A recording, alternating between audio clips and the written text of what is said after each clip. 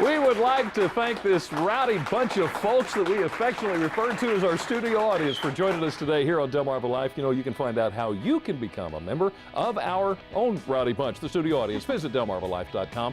All you have to do is click on the show tab. There's a number on your screen. You can call that too. It's 443-880-9116. They're just having so much fun. Well, you know, bowls, plates, sculptures, our next guest does it all, and she does it with her own two hands, cutting each piece of glass into beautiful works of art. Tricia Kowalewski is a glass artist from Salisbury. Thank you for joining us today, Tricia. Thank you for having me. How did you get started with this? Like most glass artists, I started out doing stained glass. I took a class back in the late 70s, but I kind of got tired of working with stained glass, and about 5 or 6 years ago, I discovered fusing, which is basically melting the glass together in a kiln.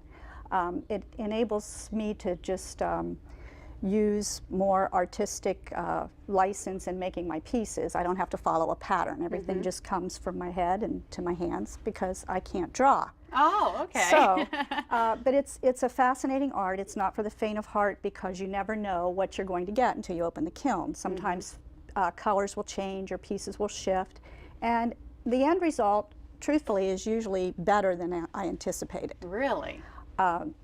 Fusible glass is a special glass that I use to make all of these pieces. Okay.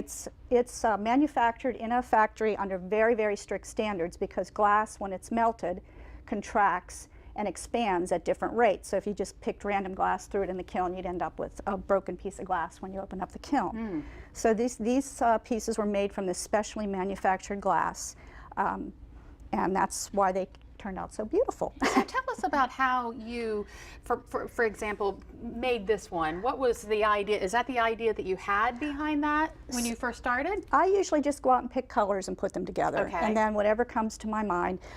This is an example of the glass. All of this starts in sheets of glass like this. So I cut out the round circle, cut out the square, cut out the other circle, and this piece in the middle is one of these little pieces called a stringer. Okay. So this is all put in the kiln and fused into a flat piece similar to this. Oh. And then I have a mold that I place this in, fired again at a lower temperature, just enough for it to, they call it slumping. It slumps and takes the shape of the mold, and that's how you end up with your finished bowls and plates. And you didn't have to paint or do anything like that? These are all, no, they're all 100% glass. All of these are food safe. So you can hang them on the wall or take them down and use them at your next party. They're totally food safe. From start to finish, from I guess the concept to a finished piece, how long does it usually take you? The glass cutting itself, depending on the, how complex the design is, can take anywhere from a half an hour to an entire day. The firing process can take up to 36 hours. Really? Yes, you have to bring it up at a certain rate, hold it for a while, and then take it down at a certain rate because of all the, I mean, this turns into liquid. Right. So you're letting it get liquid, and then you have to let it solidify again into the final piece. And if it's not done just right, again, you open the kiln, and instead of one nice piece, you have several. Oh, yeah. So it happens. I mean, that's just part of the art of working with this. But now you use reuse glass, don't you? This this piece here was actually a jewelry counter at a jewelry store. They replaced all their counters, gave them to me, and I cut this out. This is called kiln carving. This piece is made by letting this glass slump over fireproof material, and that's how I got the design. So these are all clear. Okay. This one is tempered glass. All right, that's what is in this bowl right here? Yes, you're probably familiar with tempered glass. Is the glass that they put in window fronts and storefronts. When it breaks, it doesn't break in shards. They do that as a safety factor. It breaks in these little clumps. Oh, okay. So what I do with this is I purposely break a piece of tempered glass because, again, I have to use it all from the same piece, put it in the mold. Sometimes I can make a pattern as I did in this one, which I call hibiscus. Other times it's just very random. And then this is not a functional piece, this is strictly an art piece. But you can get really nice little designs with the tempered glass. Interesting. Now, how long did it take you to learn how to get it, you know, perfect? Wow. I I guess in art there's no perfection. No, there is no perfection. But I mean, something like this, how long does it take you to make?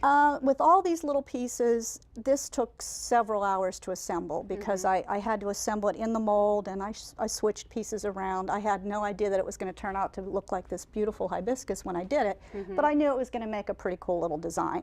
So it took me several hours to assemble the pieces, and then this one has to be fired at a longer, slower temperature than some of these other pieces. So it took about 14 hours in the kiln to get this piece. Now this piece right here, I've noticed you actually have a little bit of gold in there. What is that? Is that the piece that you're showing there? Yes, that's actually called a noodle. Okay. And they call it that because that's exactly what it looks like. These little spaghetti-like pieces are called stringers, and you can buy these long pieces. This is a dichroic noodle, and I just broke it, put it on there, and when I fired it, it gave this nice crinkled metallic look. Wow, was that a surprise to you? Kind of. Yeah. Yes. What do you think is the biggest surprise you've opened up the kiln and found? Actually, this piece. Yeah. This was supposed to be a bowl like this. When I opened up the kiln, this entire area had turned into this giant bubble, and I was just ready to pitch it. And I kept looking at it. My husband liked it, so I have a saw, and I cut a circle out of it, fire polished the edges in the kiln, and I named it Through the Rabbit Hole. And now, now it's a sculpture. All right. So. Well, we love your work here, and you have a show coming up at the Salisbury School in May featuring some of your work. You're going to have it there. And if you'd like to contact Tricia and read more about the glass art, go to delmarvalife.com and click on the show tab. Up next on Delmarva Life, have you ever thought of pre-planning your funeral? It could certainly take a load off of your loved ones. Holloway Funeral Home is here to tell us how. Delmarva Life, life at its best, here on Delmarva.